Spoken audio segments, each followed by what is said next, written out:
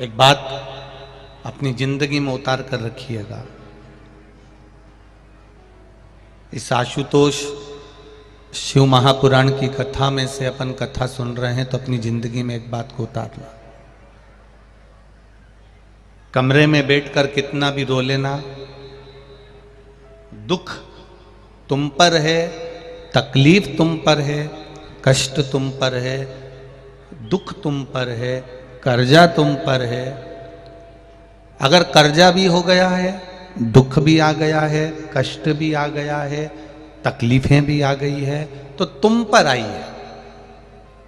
अपने मकान में, अपने कमरे में, अपने घर में कितना भी रो लेना, पर दरवाजे पर कोई आए, बेल बजाए, दरवाजा बजाए, जब दरवाजा खोलने के लिए जाओ तब उसके सामने रोकर मत जाना, प्रसन्न होकर जाना। अगर रोते हुए दिख गए तो वो तुम्हारी जिंदगी का फायदा उठाना प्रारंभ कर देगा।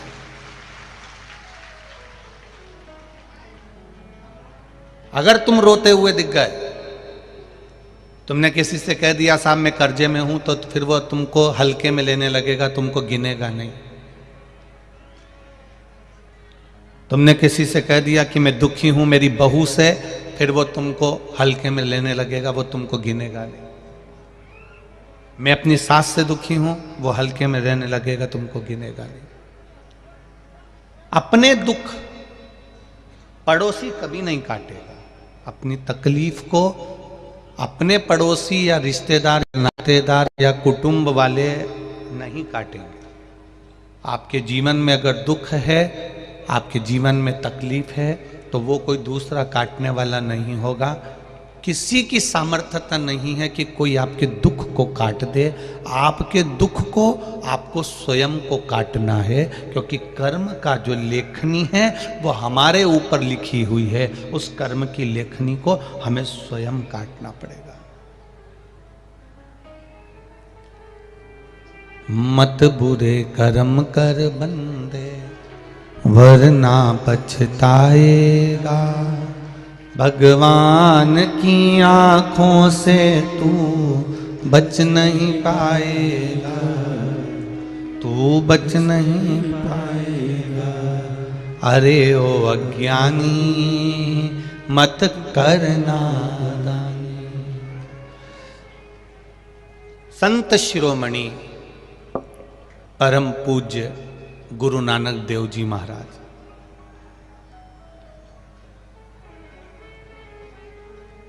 संत शिरोमणि परम पूज्य गुरु नानक देव जी महाराज से बाले ने एक बार कह दिया कि गुरुदेव आप कहते हो कि सर्वस्व परमात्मा है, हर जगह पर ईश्वर है। हाँ, पर वो दिखता तो है ही नहीं। परम पूज्य संत शिरोमणि, संतों में संत आनंद कराने वाले गुरु नानक देव जी से बाले ने पूछा, आप कह रहे हो कि परमात्मा सब दूर है, तो वो दिखता क्यों नहीं, नजर क्यों नहीं आता? गुरु नानक देव जी ने कहा, बाले परमात्मा सब दूर है, पर उसको देखने के लिए दृष्टि कोई गुरु ही दे सकता है। कभी प्रैक्टिकल करना, आपके पास में कितनी धूल उड़ रही है, आपके पास में छोटे छोटे कण इतने उड़ रहे हैं, इतने घूम रहे हैं कि आप अंदाजा नहीं लगा सकते। आपको दिख रहे हैं क्या? नहीं दिख रहा है। आपके पास में कोई कांच हो, उस कांच को धूप में से अपने पास में से कहीं रोशनी करना, और उस धूप की रोशनी के बीच में जो कांच और धूप के बीच में जो जगह मिले, उसमें देखना आपको वो छोटे छोटे कण उड़ते हुए नजर आएंगे। आते कि नहीं आते? कभी कभी आपने बच्चों के साथ में देखा होगा, बच्चे लोग जब वो कांच की रोशनी करते हैं तो उसमें बहुत छोटे छोटे कण नजर आ रहे हैं।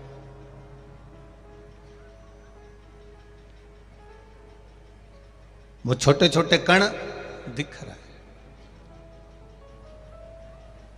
ये देखने के लिए आपको दर्पण की जरूरत पड़ी।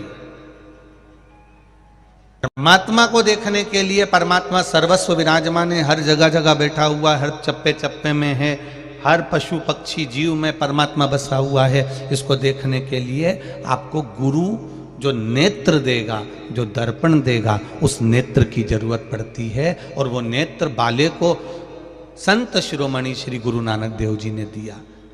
बाले को अभी भी विश्वास नहीं हुआ तो गुरु नानक देव जी ने कहा ये कबूतर ले जा, इस कबूतर को लेके जा, कहीं ऐसी जगह पर इसको समाप्त करना जहां कोई इसको ना देखे।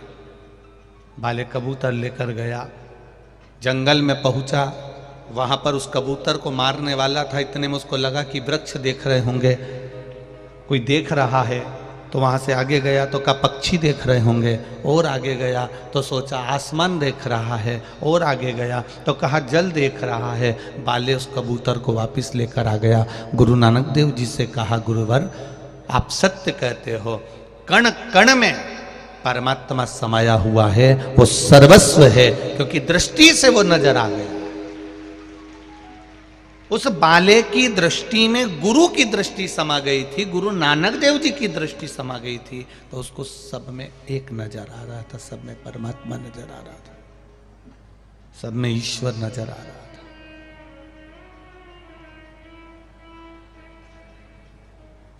अकेले रो लोगे ना चल जाएगा, कर्जा हो गया, तकलीफ आ गई, कष्ट आ गया, बीमारी आ गई, रोग आ गया, कोई दुख आ गया, आप खुद उसको भोगोगे और खुद उस दुख को समाप्त कर सकते हो।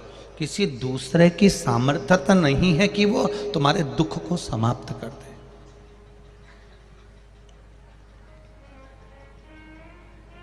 कोई दूसरा तुम्हारे दुख को समाप्त नहीं करेगा।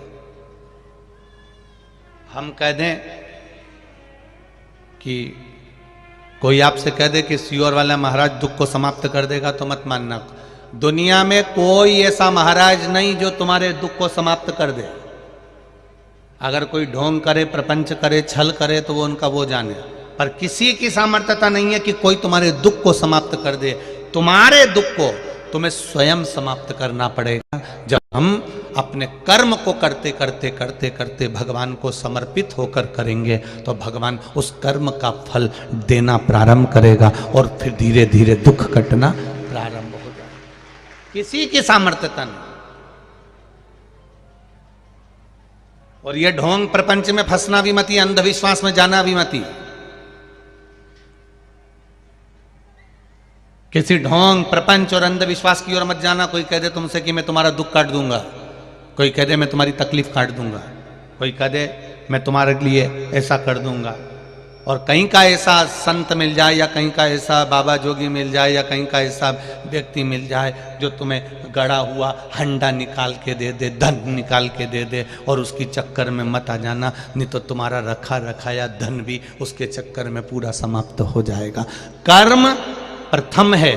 गुरु नानक देव जी ने वे कर्म की प्रधानता बताई, भगवान कृष्ण ने कर्म की प्रधानता बताई, महावीर स्वामी ने कर्म की प्रधानता बताई, गौतम बुद्ध ने कर्म की प्रधानता बताई, हमारे राम जी ने कर्म की प्रधानता बताई। यहां तक मेरे शंकर भगवान भी नित्य प्रति कहते हैं कर्म करोगे तो फल मिलेगा जरूर। आप कर्म करिए, उस कर्म से पीछे मत हटो। जब कर्म की ओर अग्रण्य बढ़ते चले जाओगे तो सुख मिल जाएगा। कोई तुमसे कह दे कि तुम यहां बैठ जाओ, मैं तुम्हारे लिए ये कर दूंगा, तुम्हारे लिए वो कर दूंगा, नहीं नहीं। श्रीमद् भागवत कथा को अच्छे से सुनो। श्रीमद् भागवत कथा को अच्छे से सुनिए। उस भागवत कथा में क्या लिखा है? राजा परीक्षित को श्राप लग गया 7 दिन मरने का। 7वें दिन राजा परीक्षित को मरना है, और राजा परीक्षित 7वें दिन मरने वाले थे, और चलते चलते चलते चलते उनको 350 ऋषि मिले। कोई ने कहा हम ये करवाएंगे, कोई ने कहा हम ये करवाएंगे, कोई ने कहा हम ये करवाएंगे, हम तुझे बचा लेंगे, हम ये कर देंगे, हम वो कर देंगे। पर राजा परीक्षित किसी के चक्कर में नहीं आया। तब आखिरी में 300-350 ऋषि के बाद में 351वें नंबर के ऋषि मिले श्री सुखदेव जी महाराज। उनने ये नहीं कहा कि राजन मैं तुझे बचा लूंगा, उन्होंने ये नहीं कहा कि तू बच जाएगा, तुझे श्राप लगा है, तू मरेगा, 7वें दिन ही मरेगा, ये पक्का है। पर इतना जरूर कह सकता हूं कि तू अगर 7 दिन बैठकर मेरे पास सत्संग कर लेगा, कथा सुन लेगा, भजन कर लेगा, तो 7 दिन तू भगवान की भक्ति में डूब जाएगा, तो ये पक्का है कि तुझे सांप भी डसेगा तो दर्द नहीं होएगा, भय नहीं होगा, तकलीफ नहीं होगी, कष्ट नहीं। सुखदेव जी ने यह नहीं कहा कि मैं 7 दिन में तुझे बचा लूंगा। 350 जितने मिले थे उन्होंने कहा था मैं तुझसे ये यज्ञ कराऊं, मैं तुझसे अनुष्ठान करवाऊं, मैं तुझसे ये करवाऊं, मैं तुझसे वो करवाऊं, मैं तुझसे ये करवाऊं, तुझे बचा लूंगा। पर सुखदेव जी ने कहा मृत्यु अगर आ गई है तो 7 ताले में भी बंद हो जाएगा, तो भी तुझे मरना तो पड़ेगा, पक्का है।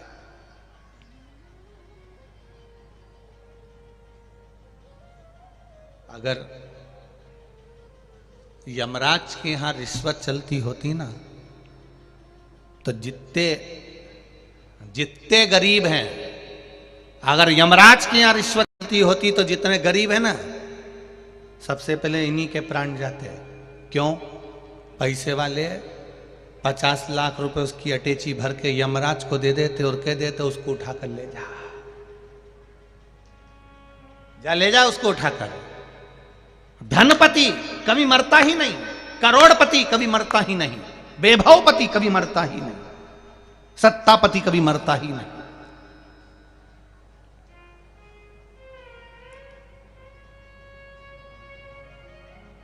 उसने वैभव भी दिया, सत्ता भी दी, धन भी दिया, जन्म भी दिया, तो उसने मृत्यु भी दी है, मौत से पीछे नहीं हटा।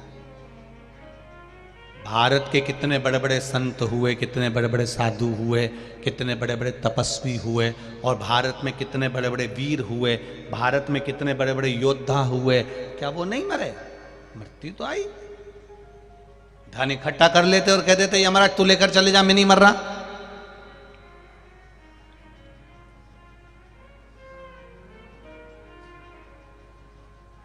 जिनके ऊपर स्वयं बल ही बल हो वो भी चले जाता है। ऐसा कौन बचा है मौत से? परंतु शिव पुराण कह रही है कि जिंदगी जीने के साथ में मृत्यु तक पहुंचने के बीच में एक रास्ता है, वो है परमात्मा की भक्ति का रास्ता,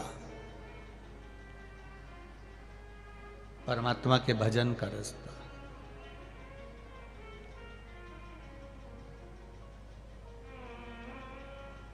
एक पैसे वाला व्यक्ति मरता है, कोई करोड़पति व्यक्ति मरता है, कोई धनपति व्यक्ति मरता है, तो मरने के बाद उसका स्टेचू, उसका पुतला कभी चौराहे पर नहीं लगता। बोलो रे जम के लगा। कोई करोड़पति मर गया, धनपति मर गया, कोई वैभवपति मर गया, खूब पैसा उसने कमाया और उसका पुतला, हाँ कोई लालच में लगा दे चौराहे पे तो बात दूसरी है। धनपति का पुतला कभी चौराहे पर नहीं लगता।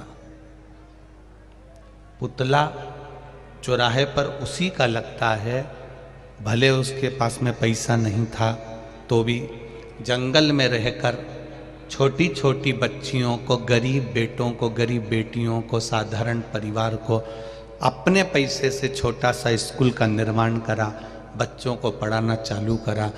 10 बच्चों को पढ़ाकर उसने इंजीनियर बना दिया, 50 बच्चों को पढ़ाकर डॉक्टर बना दिया। धनपति ने खुद की तिजोरी भरी है और एक संत स्वभावी साधारण से साधारण व्यक्ति जब किसी दूसरे के प्रति परमार्थ का कार्य करता है तो चौराहे पर पुतला उसका लगा दिया जाता है कि इसने हमारे राज्य में, हमारे नगर में, हमारे क्षेत्र में एक अच्छा काम किया है, कोई श्रेष्ठ कर्म किया, कोई अच्छा कार्य किया।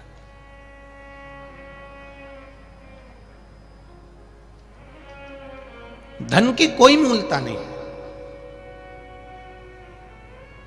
हां, जरूरत पड़ सकती है,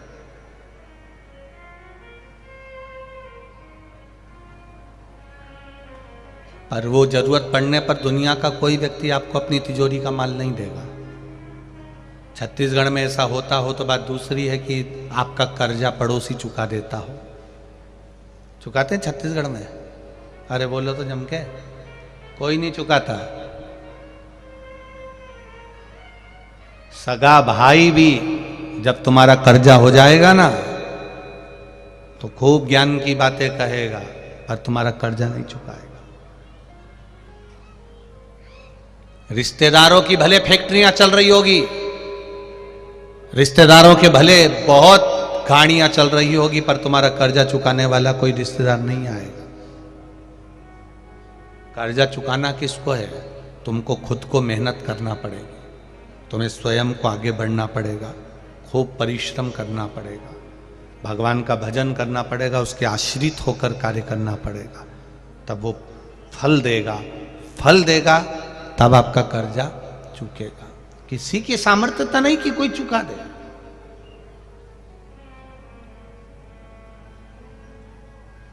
स्वयं को करना है, कोई दूसरे को नहीं।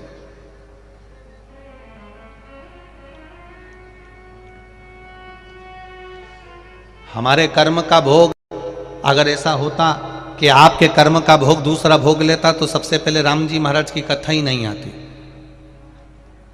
सीता जी ने एक चिड़िया को कैद में रखा था तो माता जानकी जी को कैद में रहना पड़ा।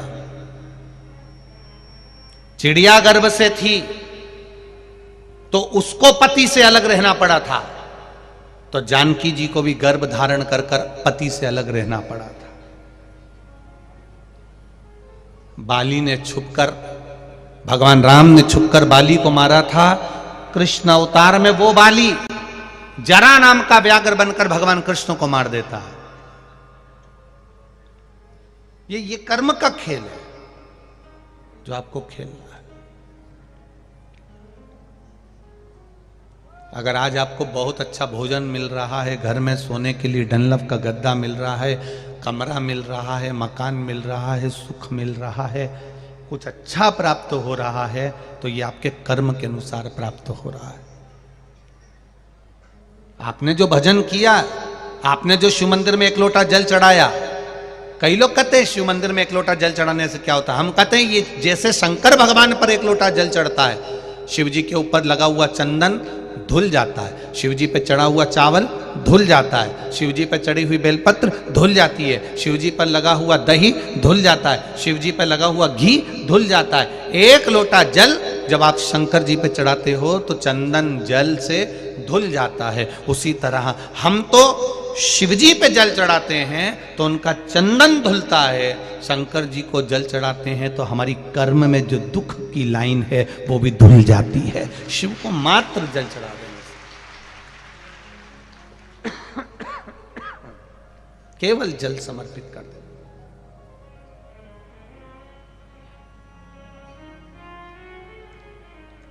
जाओ परमात्मा के द्वार पर जाओ।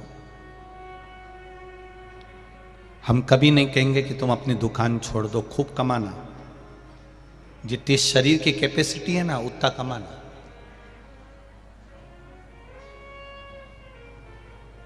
प्रतिदिन मोबाइल खोलोगे ना, आय बढ़ाने का साधन मोबाइल पर बता दिया जाता है। बोलो सही है कि गलत है?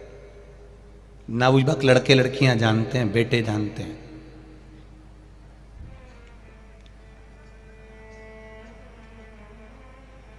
रोज गूगल पर, फेसबुक पर, इंस्टाग्राम पर आय बढ़ाने का साधन बताया जाता है। प्रतिदिन आप खोलोगे उसमें लिखा हुआ आ जाएगा कि वहाँ की एक लड़की ने 1 करोड़ रुपए कमाए, कमाने का तरीका हमारे पास है। वहाँ के एक लड़के ने ये गेम चालू करा और उसने 5 करोड़ रुपए कमाए, वो 5 करोड़ कमाने का तरीका हमारे पास है। जो जल्दी धनपति बनने की सोचता है वो एक दिन रोडपति बन जाता है। याद रखिएगा जरा। हमारे पास फेसबुक खोलोगे, इंस्टाग्राम खोलोगे, यूट्यूब खोलोगे, गूगल खोलोगे, व्हाट्सएप खोलोगे, उसमें कमाने का तरीका, आय बढ़ाने का तरीका तो दुनिया के लोग बता देते हैं, पर किसी दुनिया के लोगों से पूछना, साहब आय तो बढ़ रही है पर आय के साथ में हमारी उम्र बढ़ती चली जा रही है, इस उम्र को रोक दिया जाए और आय बढ़ाई जाए, कोई तरीका हो तो बता देना। वो तरीका वो गूगल और व्हाट्सएप और फेसबुक और इंस्टाग्राम पे नहीं मिलेगा। आय के साथ में उम्र बढ़ रही है, तो ऐसी आय बढ़ने से कौन सा मतलब है?